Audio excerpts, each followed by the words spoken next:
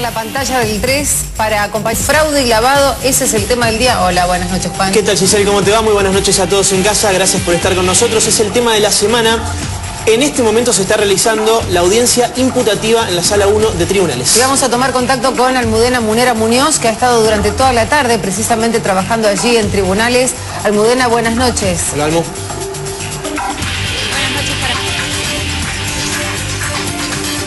Bueno, allí está, desde temprano estuvo Almudena siguiendo las instancias de lo que sucedía allí en los tribunales, primero Daniel Amoroso y a lo largo de la tarde en esta audiencia que se extiende y se va a extender por muchas horas más. Vamos a ver si ahora la podemos recuperar, Almudena, para conocer las últimas novedades. A ver, Almu, si nos escuchás. No sé si me escuchan ahora, Giselle. Perfecto, perfecto. Como les decía, en la Sala 1 de Tribunales, en la sala de la doctora Lamperti, se sigue llevando a cabo esta audiencia imputativa.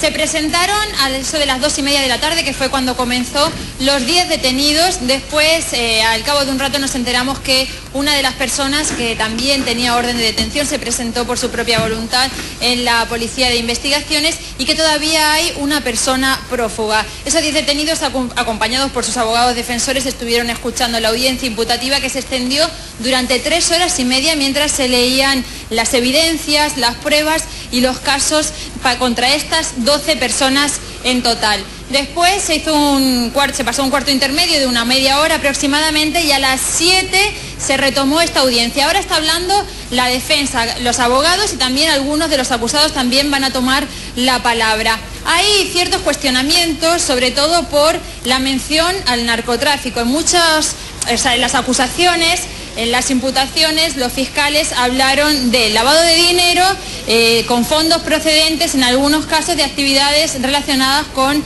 el narcotráfico o la narcocriminalidad. Eso no ha gustado mucho a la defensa y se están quejando diciendo que si se trata de esa, la investigación debería pasar al fuero federal. Es una de las cuestiones que se están llevando a cabo en estos momentos. Tenemos que decir que va a haber una prórroga cuando termine hoy la audiencia, que el lunes se va a celebrar una audiencia imputativa para la persona que se entregó en el día de hoy y ya el martes se leerían las medidas cautelares para saber si se toma la decisión de que queden en prisión preventiva, prisión domiciliaria o en libertad. Así que esas son las últimas novedades que hay ahora. Si les parece, volvemos en un rato actualizando lo que se va dando en la audiencia imputativa y también escuchando algunas voces de los protagonistas.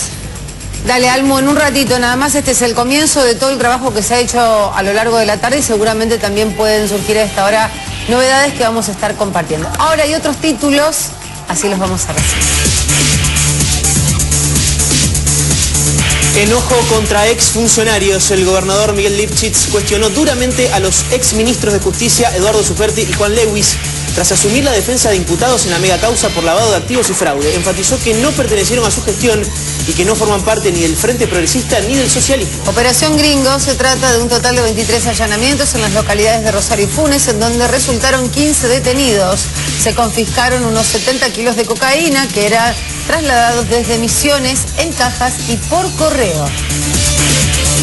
Crimen de Lucía, nuevo sospechoso. La búsqueda de un tercer autor o cómplice de la violación y posterior muerte del adolescente de 16 años comenzó con un fallido allanamiento en la casa de un nuevo sospechoso, cuya captura fue solicitada por la fiscal a cargo del caso. No se difundió la identidad de la persona, pero sería allegado a uno de los 2 detenidos y su rol sería el de encubridor.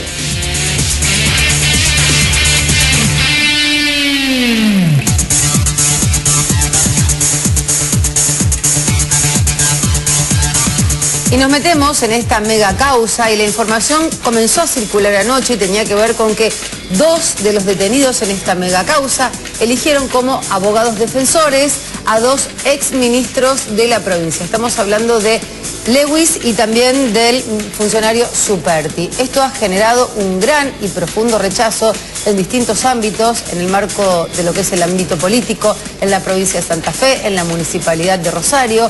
Esto fue lo que dijo el gobernador, pero también se expresaron otros funcionarios. En lo personal, obviamente que no comparto la decisión que han tomado estos exministros de asumir la defensa de personas que están imputadas por la justicia en casos de lavado y de defraudación. Creo que tenemos que ser claros en esto tenemos que estar de un lado o del otro en lo que es la lucha contra el narcotráfico, contra la violencia y también contra la corrupción en todas sus formas y en todos sus niveles. Así que me parece realmente lamentable, pero entiendo que su situación, por lo menos de relación de dependencia en la legislatura, ha sido, digamos, dada por cerrada y en lo que hace a nuestro gobierno, obviamente ninguno de ellos tiene ninguna relación. Coincido con lo que dice el gobernador de la provincia de Santa Fe,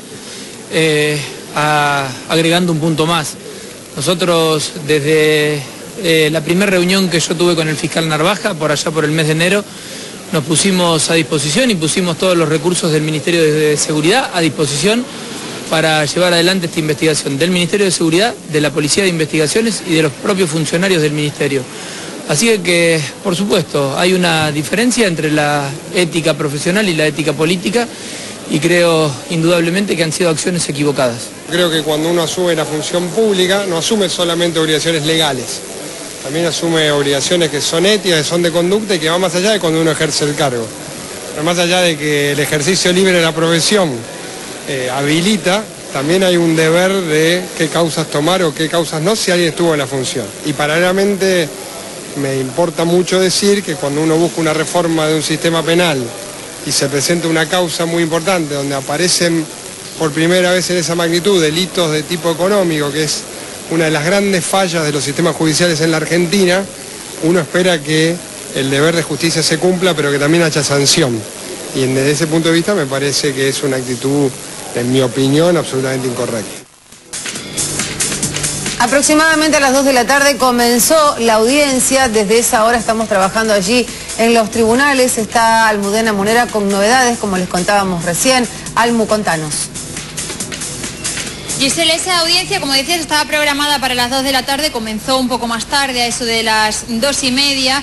La prensa, por ejemplo, en esta ocasión no pudo asistir directamente a la sala de audiencias, como ha pasado en otras ocasiones, sino que estábamos, tanto periodistas como también asesores o abogados pertenecientes a los estudios de los defensores, en una sala contigua con un proyector donde podíamos ver absolutamente todo, excepto a los detenidos. Nos comentaban algunas fuentes que los detenidos en un principio, por ejemplo, primero que no estaban esposados, después se sentaron todos juntos en la parte de atrás de la sala. En un principio algunos negaban las acusaciones cuando iban leyendo cada uno de los casos, pero presentando esas evidencias o esas pruebas, los dos fiscales iban negando con la cabeza, se echaban las manos a la cabeza como diciendo no, nada que ver, negando las declaraciones de los fiscales. También en otros momentos se reían, por ejemplo, o hablaban entre ellos. Eso pasó durante 3 horas y media cuando se leyeron 7 pruebas, 7 evidencias de 7 casos distintos de compraventa de inmuebles, en algunos casos, por ejemplo, con usurpación, como es el caso de un terreno de Villa Amelia, donde denunciaban, por ejemplo, que a una persona mayor que habían contratado los dueños de ese terreno, lo habían sacado, lo habían apuñalado unos hombres que llegaron hasta el campo para llevárselo y después usurpar ese terreno. Ese terreno, es decir, un campo, para ser exactos, de varias hectáreas en Villa Amelia, en el distrito de Rosario. Esa era una de las pruebas que presentaban. Después también se habló de falsificación de firmas para poderes, boletos de compraventa también falsos. Falsificaban firmas, por ejemplo, de personas que fallecieron, algunas hace 10 años, otras en el caso de hace 45 años, por ejemplo, también se denunció. Esto es lo que señalaban los fiscales como evidencias o pericias de esos boletos de compraventa. Almudena, las imputaciones hubo algunos, a las que se referían. Algunos puertos intermedios en los que tuvimos la posibilidad de acceder al testimonio de algunos fiscales, también de algunos abogados, porque como decías vos, en una sala contigua no podían preguntar nada, solamente ser testigos de lo que estaba sucediendo, ¿no? Así es, hablamos, por ejemplo, con la fiscal de la causa que acompaña a Sebastián Narvaja, que es el jefe de la Fiscalía de Delitos Económicos. Se trata de Valeria Uarigot, que si te parece escuchamos lo que nos señalaba en el cuarto intermedio, después de 3 horas y media de audiencia. Dale. En esta parte de la audiencia lo que hicimos, el Ministerio Público de la Acusación dio a conocer concretamente los hechos atribuidos, que fueron un total de 7 hechos concretos. Cada uno de ellos abarca diferentes maniobras delictivas y encuadres jurídico-penales y acciones que se le atribuyeron dependiendo de los casos, alternativamente a todas las personas que estaban presentes como en calidad de imputados. ¿Cuáles fueron? Los 7 hechos tienen que ver con defraudaciones de inmuebles concretos, sobre inmuebles concretos, donde ahora se puso en evidencia toda la documental y todos los informes y todas las declaraciones testimoniales de las víctimas que respaldan la investigación que viene llevando a cabo la Fiscalía de Delitos Económicos y Complejos que conduce el doctor Narvaja. Se le entregó un acta a cada uno de los imputados y asimismo se trabajó la visión que la Fiscalía aporta sobre la asociación ilícita en este caso, ilustrada a través de informes de Procelac y que tiene que ver con una conformación delictiva de trabajo por delincuencia por estratos, que es un poco también el planteo que nosotros hacemos en el sentido de que estas personas, las 10 personas que están vinculadas a los hechos no tienen quizá en principio una vinculación directa todos con todos, pero sí en la teoría del caso nuestra operan a los efectos concretos de cometer delitos indeterminados para llegar al lavado, todas las falsificaciones que sean necesarias para llegar al lavado, todos los usos de documentos falsos que sean necesarios para que llegar al tercer poseedor de buena fe, eso sí lo hemos podido trabajar. Hasta ahora tenemos solo la versión de la Fiscalía, se tomó un cuarto intermedio, pues una audiencia muy larga, y ahora hay que ver qué pasa si los imputados declaran o no declaran, porque... Bueno, Almo, hasta aquí la palabra de la fiscal que, como decías vos, en un cuarto intermedio nos comunicaba estas informaciones. Pero también pudieron hablar ustedes con el doctor Varela, que es representante legal de 2 de las personas que están vinculadas a esta causa. Así es, el doctor Varela aprovechó para salir de la sala de la audiencia en ese cuarto intermedio y habló con la prensa y esto es lo que nos decía. Se leyó toda la acusación, fue larga, extensa, y estamos ahora esperando que se reanude la audiencia para las personas van a prestar declaración, varias de ellas van a prestar declaración y van a contestar la acusación que se les formuló. Nosotros estamos sorprendidos porque creemos que más allá de las pretensiones de la Fiscalía, los elementos no dan como para que estas personas estén privadas de libertad y que permanezcan detenidas durante el transcurso del proceso. ¿Por qué no? Porque los elementos no son, las evidencias no son contundentes y los delitos por los cuales se les imputan a la mayoría de las personas, fundamentalmente a los clientes nuestros, hacen posible en todo caso la eventual, en la hipótesis negativa extrema, la posibilidad de al final del proceso de una condena de ejecución condicional, con lo cual eso habilita la libertad durante el tránsito de la investigación. ¿En ninguno de los delitos imputados? No, porque los mínimos no son superiores a los 3 años, más allá de que el concurso real prevé que se suman los máximos, pero cuando el mínimo de las penas en expectativa no superan los 3 años, se hace posible el dictado de una condena de ejecución condicional. El artículo 219 del Código Procesal Penal establece condiciones concurrentes. Una de ellas que no sea posible con la sentencia de ejecución condicional potencialmente.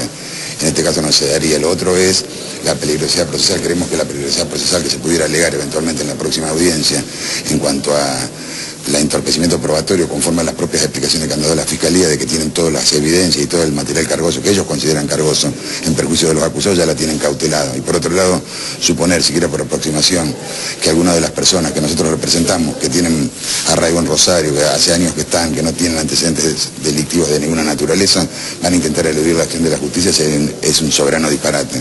Al punto tal que, por ejemplo, el empresario Jaef, cuando se hacen los allanamientos en su domicilio, no está. Sabiendo que va a quedar detenido, se presenta voluntariamente. Eso por sí solo disiparía cualquier sospecha de peligrosidad procesal en su respecto. ¿Van a pedir que el delito de lavado se investigue en el Foro Federal? Exactamente, ahora vamos a plantear una cuestión de excepción de incompetencia porque ellos están diciendo que el lavado de dinero proviene de cuestiones que tienen que ver con la competencia material federal. Hasta aquí la palabra del doctor Carlos Varela, que recordemos es el abogado defensor de Jaef y también de Pérez, el exnovio de Victoria Zipolitakis. Almudena, este es el testimonio que obteníamos por parte de uno de los letrados. Sabemos que en esta audiencia, por supuesto, estuvieron Superti y Lewis, pero en ningún momento tomaron contacto con la prensa, ¿no? No, ellos decidieron no salir de la zona donde se estaba celebrando la audiencia en ese cuarto intermedio porque también aprovecharon los abogados para hablar con sus clientes porque muchos de ellos van a estar declarando ahora. no todos porque tienen el derecho a hacerlo o no, así dispongan, pero entonces los abogados aprovecharon directamente para generar esa estrategia de declaración. Superti, si te parece, hacemos algunas referencias a su participación durante la audiencia. Se mostró como con cierta incomodidad en las acusaciones, especialmente cuando se hacía mención a la banda de los monos, porque en algunos momentos cuando se hablaba de lavado de activos, lavado de activos de fondos procedentes de actividades ilícitas relacionadas con la narcocriminalidad, porque algunos de ellos, como señalaba la fiscal, tienen relación, 2 de ellos exactamente, con familiares o personas que formaron o forman la banda de los monos. Entonces eso lo disgustó un poco. Y también cuando se habló de los roles, porque los fiscales detallaron el rol de cada una de estas personas dentro de esa asociación ilícita de la que están acusados, hablando de 2 cédulas, una cédula que estaría más relacionada con las clase más baja, es decir, que realizaría unas tareas de pesca, como le llamaban, es decir, de señalar los inmuebles con los que iban a generar estas operaciones, y luego una cédula de clase más alta que se dedicaba a realizar la compra y la venta para que fuese pasando de mano en mano y que así ese inmueble volviese a entrar en el circuito del mercado. Cuando se hablaba de esos roles, los fiscales hablaron de fronting. Cuando señalaban a algunos de los acusados, decían que su papel era el de fronting. Entonces el doctor Superti preguntó, por favor, ¿me pueden decir qué es fronting? Porque acá estamos hablando todos en castellano y no sabemos lo que es. Y ahí tuvieron que explicar los fiscales que se trata de una persona que muestra como una especie de fachada de una actividad económica alta, legal, para de alguna manera esconder una actividad económica que es ilícita o ilegal. Así lo explicaron y eso generó cierta tensión entre los fiscales y el doctor Superti, en este caso, que fue el primero en tomar la palabra, el segundo, perdón, en tomar la palabra cuando se volvió del cuarto intermedio y se retomó la audiencia. Almo, a esta hora sigue la audiencia, ¿no? Y parece que va para largo, porque como se lleva a cabo una prórroga, hay muchos cuestionamientos por parte de los abogados defensores, como por ejemplo la prórroga para retomar la audiencia el próximo martes y ahí que se lleven a cabo la decisión de medidas cautelares para los detenidos. ¿Qué quiere decir esto? Que los detenidos van a tener que pasar el fin de semana, claro, no sé si en la subcomisaría 24 como lo han hecho ahora o en otra comisaría o en otro lugar elegido por la jueza. Entonces dicen que ya llevan 48 horas detenidos y que con esta prórroga van a estar varios días más y no estaban muy conformes los abogados defensores con esa decisión, porque recordamos que el lunes va a tener lugar otra audiencia imputativa para la persona que estaba siendo buscada, que tenía orden de captura y que se presentó hoy por su propia voluntad en la Policía de Investigaciones. Bueno, muy bien, vamos a estar seguramente ampliando la información desde allí, si es que surge algo hasta el horario en que termina este noticiero. Muy concreta toda la información, en un ratito nos reencontramos. Almo, gracias. De acuerdo.